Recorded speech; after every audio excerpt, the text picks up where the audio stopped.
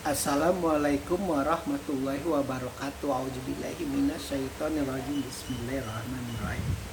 Qum fa'anzir. Bangunlah lalu berilah peringatan. Jadi ini tahap kedua setelah Allah mengatakan, wahai engkau yang berselimut Muhammad, bangunlah lalu berilah peringatan. Adalah mengisahkan bagaimana pada saat itu kondisi sosial masyarakat Arab jahiliyah, terutama kaum kafir Quraisy yang besar-besar, yang tinggi-tinggi, yang luar biasa memiliki semacam kekuasaan. Begitu bencinya mereka kepada Al-Quran, begitu geramnya mereka kepada Al-Quran, begitu sangat muaknya mereka kepada Al-Quran yang disampaikan oleh Muhammad. Pada dasarnya adalah ada sebagian kalangan ahli sejarah, mereka membenci bukan karena Al-Qurannya, bukan, maaf, membenci karena Al-Quran, tapi inti nuklir dari kebenciannya itu adalah karena Al-Quran yang dibawakan oleh Muhammad itu mampu merusak sosial masyarakat, terutama ekonomi di tengah masyarakat dalam kehidupan mereka, begitu. Apalagi yang kaya-kaya itu, yang luar biasa, mengalami semacam keuntungan yang banyak dari hasil perputaran penyembahan berhala pada saat itu.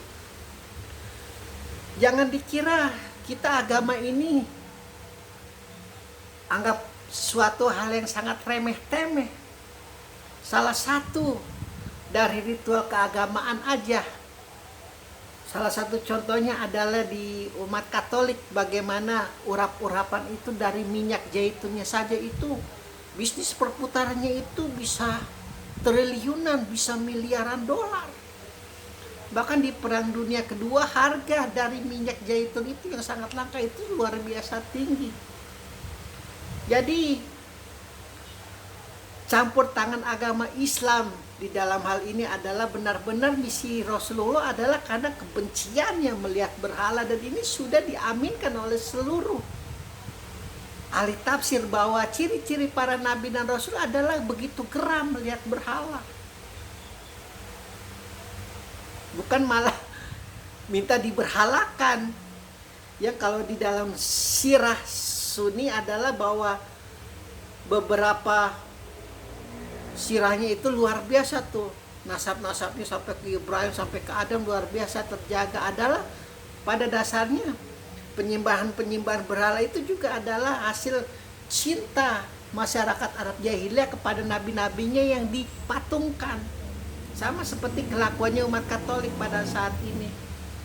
Namun jika hal itu terjadi, maka di dalam Al-Quran dikatakan adalah demi Lata dan Hujah. Lata ini siapa? Uja ini siapa? Kalau di dalam mistik ya, kita bicara mistik nih. Lata dan Uja itu adalah moyangnya iblis. Wallahu alam, kita sudah sangat terlalu jauh ini. Nanti kalau ada ayat yang benar-benar kita bisa uraikan, kita akan bicarakan. Kembali lagi di dalam surat Al-Mudaththir, bangunlah lalu berilah peringatan.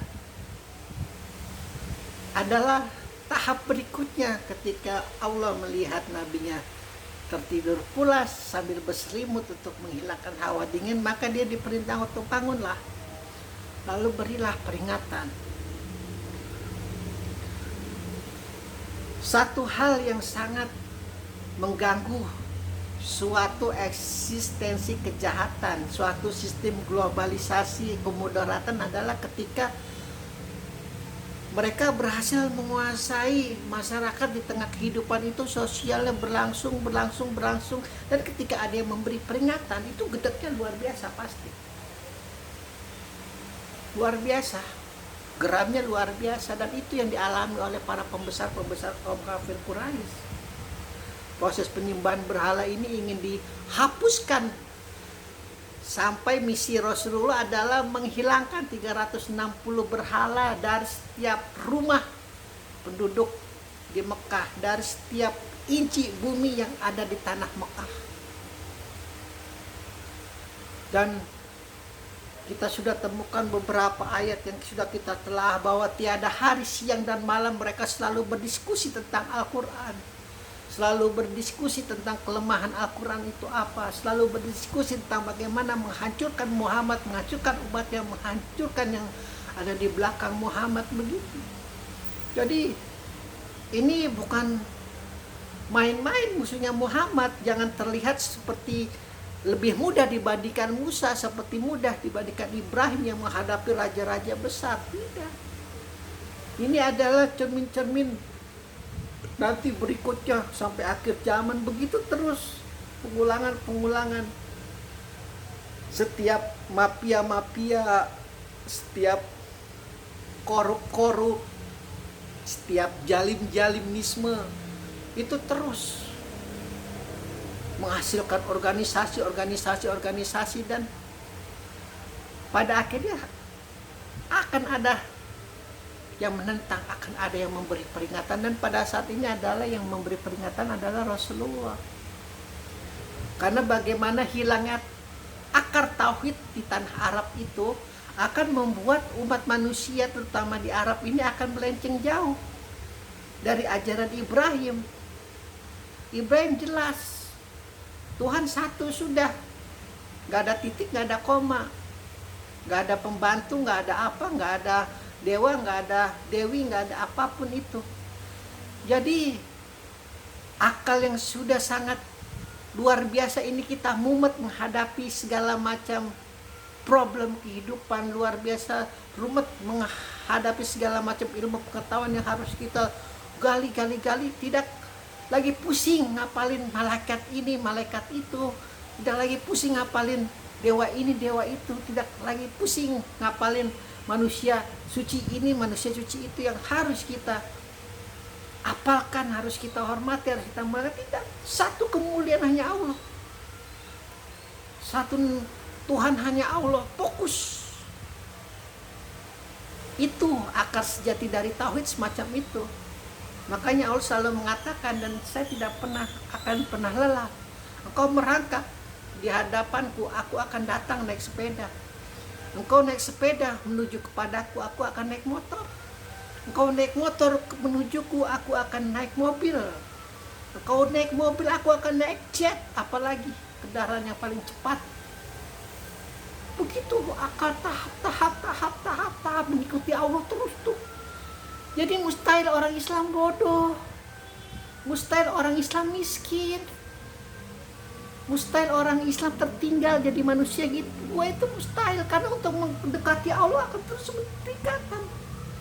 Akalnya itu akan terus. Sekarang yang malah terbang ke luar angkasa bukan orang Islam. Coba bayangkan, meski tidak bisa dipungkiri bahwa mereka juga mengorek-ngorek ayat Al-Quran untuk hal itu. Kan sedih kalau jadi seperti itu.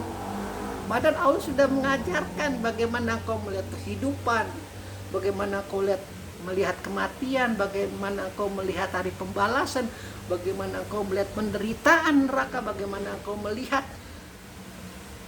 kehidupan yang sempurna di dalam surga. Tapi engkau tertinggal, tapi engkau terhina. Karena apa ya? Karena di dalam diri sendiri kamu itu, ya, umat Islam itu saja sudah saling mengkafirkan, saling membedakan, saling menggorok leher saudara sendiri, saling menikam saudara sendiri. Jangan salahkan orang lain. Nanti kalau orang lain gorok-gorokan, tikam-tikaman, tindas-tindasan, nanti disalahin orang Islam. Salahkan diri kita sendiri nih yang mau hidup seperti itu. Tidak terbuka pikirannya, tidak luas hatinya, sempit hawa nafsunya. Senang sekali untuk melihat orang menderita, tapi susah sekali untuk melihat orang senang. Karena hal itu sangat apa ya, sangat jauh. Makanya ayo bangunlah. Berilah peringatan kepada kaum kafir Quraisy yang mungkin saja kondisinya adalah kondisi kita nih saat ini. Kebodohan kita saat ini. Muhammad peringatkan, coba kalau nabinya hidup kembali, ternyata aku mengingatkan umatku sekarang, coba. Wallahu a'lam, nauzubillah min dzalik. Kalau seperti itu, alhamdulillahirabbil alamin.